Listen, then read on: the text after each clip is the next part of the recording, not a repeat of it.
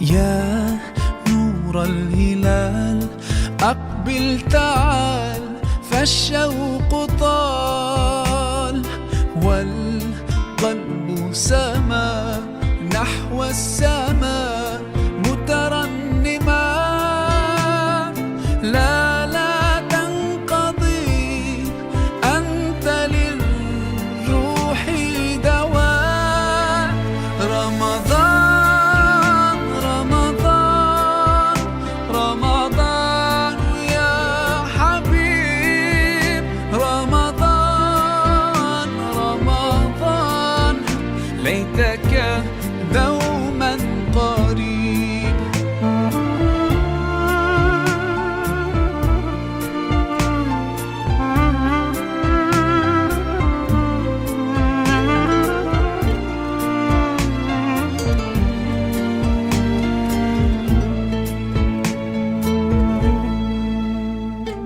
فيك الحب زاد عم العباد يا خير زاد رمضان يا شهر القرآن فيك أذوق حلاوة الإيمان لا تنقضي أنت للروح دواء رمضان رمضان boo demee di ziar ci koor gi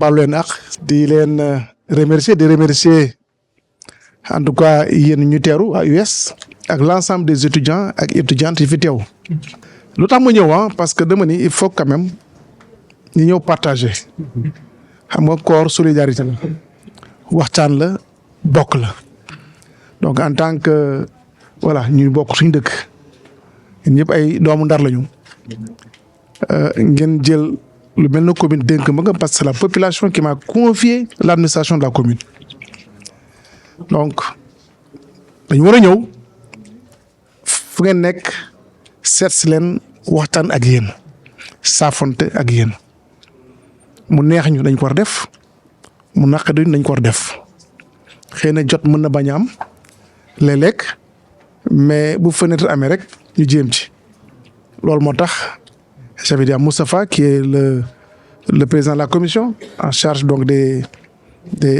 étudiants ñu ñëw fii ok il y avait les anciens qui étaient là donc ñëw aussi bokk ci ñuy accompagner voilà pour tuwaale ci waxtaanaale mais avant tout vraiment solidarité là c'est rien d'autre parce que d'ailleurs def moo ko feneen fii laa def j'ai pas eu l'occasion d'aller dans les autres logements que ce soit à l'intérieur du pays mu nekk Kaolack Bambey Ziguinchor Fatick tout ça là j'ai pas été bon yàlla def na bii laa fi la mën a ñëw naa fi tey et géew moom ma demaat feneen parce que le temps est très court voilà mais en venant aussi xam naa di ngeen ma piéger parce que le piège mooy de nous faire visiter les chambres parce que voilà xam ni dafa metti loo tax ba may dugg ma ni dinaa enregistrer li ngeen ci jot a wax li ñu jot a gis ak li ngeen ñu jot a wax et on verra yan solution lañ ci mën a apporter. xam nga la commune en son temps da doon jël ay subventions di ko jox les amicales malheureusement c'est la Cour des comptes en fait moo ni effectivement c'est vrai que les étudiants ne font pas partie des compétences transférées l'enseignement supérieur. L'enseignement moyen secondaire et supérieur. Parce que l'enseignement moyen secondaire, je pense, c'est le département. Mais le supérieur n'est pas une compétence transférée. Au niveau de la commune, nous, on n'a que l'élémentaire et le préscolaire. C'est tout. Il faut nous dire un budget d'EFTI à travers donc, les fonds de dotation. Ou peut-être, voilà, compléter que par d'autres dotations venant donc, du budget de la commune. Mais l'enseignement supérieur, beaucoup. Et la Cour des comptes avait recommandé, effectivement, que nous arrêtions la subvention. Arrêter donc l'affectation budgétaire pour nous développer les étudiants. Mais, la Cour des comptes, recommandation les def. Bon, pour appliquer d'autres mesures administratives, contraindre les communes qui pour nous appliquer. Mais moi, je me suis dit, je ne peux pas rester, di seetaan ay doomu Ndar ñu nekkul Ndar te duñu jàppale donc loolu moo tax on a dit on continue même bu fekkee suñ naree trouver d'autres mécanismes pour def ko nañ ko def et on a trouvé une solution effectivement avec le payeur sous forme donc de subvention aux amicales d'accord loolu moo tax d'ailleurs daaw je pense la subvention est venue loolu moo tax aussi la subvention de cette année dana ñëw ça va venir ah day yéex na mais day ñëw voilà donc on était obligé de trouver des solutions pour quand même mën leen jàppale ci loolu. Maintenant l'autre difficulté aussi mooy ça risque aussi d'être un effet boule de neige parce que c'est vrai que Dakar concentre beaucoup plus d'étudiants mais dans les autres régions bon la demande pourrait aussi être tentée hein, parce que c'est normal ñëpp ay Saint-Louisiens lañu. Sous le principe d'accompagner pour l'augmentation de la capacité d'hébergement, moi j'y adhère. Ok, j'y adhère, mais on trouvera les mécanismes, l'approche pour pouvoir le faire. Maintenant, ce qui est urgent, parce que faut que là me piéger un peu. Moi, les petites difficultés que vous traversées présentement. Bon, je ne sais pas ce qui se passe à Ouakam, hein? Je n'ai pas été à Ouakam, mais je suis presque persuadé que c'est la même chose. C'est les mêmes difficultés. Mais comme il y a la def. Fii laa ñëw te góomu demaat feneen fii la corps bi di jeex on va essayer de voir comment un petit peu améliorer seen conditions de vie d'accord bon mais je ferai l'option d'abord sur les femmes hein d'abord donc il y a 13 matelas à acheter d'accord donc on va vous acheter 13 matelas yu épais hein d'accord d'abord maintenant ensuite j'ai appelé moo ñëwee toog fii j'ai appelé quelqu'un pour mu ñëw xool les lits superposés il va les réparer ah consolider leen comme ça fin de février yëpp dañ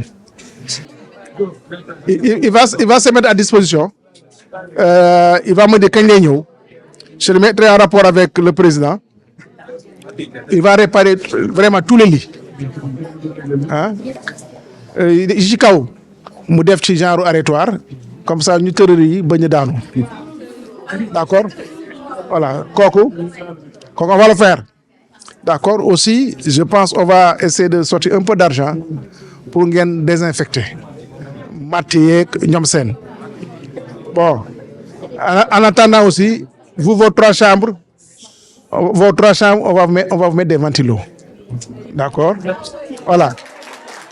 On va voir le Wi-Fi, mieux évaluer le Wi-Fi, comment ça va se passer, parce que le Wi-Fi, ça sera donc partagé. Voilà, donc lépp lu ñu mën pour taxawu leen ci jàppale leen voilà te jafe-jafe bañ ci am bu neexee dañ ci taxaw donc c'est comme ça qu'on fonctionne en attendant que ñu voilà la commune en tout cas puisse faire mieux parce que si la commune parvient à faire mieux de toute façon moom lépp lu commune mën a génne pour jàppale leen dinaa ci taxaw voilà en tout cas. Retenez que voilà on est là pour accompagner ci lu ñu mën ak ci lu ñu mënul parce que man je dis souvent voilà xooluma ku ci nekk ci yéen maanaam sa couleur mouvement sa couleur sa orientation c'est le cadet de mes soucis tu vois devoir la pour ñun parce que loolu la ñu dénk ñu taxaw suñu ay doom ay mbokk concitoyens de Saint-Louis loolu dogu ñëg ya suñu liggéey la ñuy def voilà si vous êtes satisfait on est satisfait si vous n'êtes pas satisfait on n'est pas content parce qu'on n'est pas heureux et moi je souhaite vivement que ngeen am satisfaction comme ça ñu xam ne lu ñu dénk suñ ko matu aussi jege nañ ko donc loolu moo am solo ci ñun c'est comme ça qu'on travaille et je continuerai toujours à travailler comme ça moi je vais jamais demander à des étudiants de venir me supporter voilà c'est le cadet de monsieur ça m'importe très peu ouais mais par contre travaillons pour Saint-Louis il faut ngeen xam ni Saint-Louis dañ ci war a jàpp ñun ñëpp pour mu avancer et ça par contre loolu am ngeen ci mission yéen comment sensibiliser les jeunes comment sensibiliser la population pour que quand même ensemble ñu mën a xam lu ñu téye dañ ñu ko bàyyeel bu ëllëgee aussi dafa am ñu ngi koy bàyyeel voilà que si le Saint-Louis bu Saint-Louis progresser avancer c'est pour vous Et ça, moi, je pense, en tant qu'étudiant, il faut que vous les vacances. Voilà, à la limite, vous passez à la commune, demandez ce qui a été fait, ce qui n'a pas été fait, ou bien même des fois, donc voilà, vous venez voir, écoute, on va organiser une petite rencontre, on vous expose tous les projets qui ont été réalisés. Quoi? Ça, il faut que vous juger. Vous voyez? Bon, et ça, il faut s'intéresser à ça. Ce qui a été, c'est mon déclin, lan ma fa am, lan ma fa amul, lan fa war def, lu ngeen ci yaakaar, ngeen amé sa ay xel ak xalaat ngeen mëna joxé. Ngeen joxé ko parce que xel du doy. Ouais, et ça, moi j'invite les étudiants, ñu impliquer ci lool, xol ce qui se passe. C'est ça qui est important. Ouais, dañu ñëw rek sa koñ, yam sa carré koñ bobu do fa génn, do fa def dara, do xam lenn lu xew ci biir dëkk bi. Je pense que voilà, pour yéen war ngeen dépasser lool. Donc je vous invite vraiment essayer de découvrir ce qui a été fait.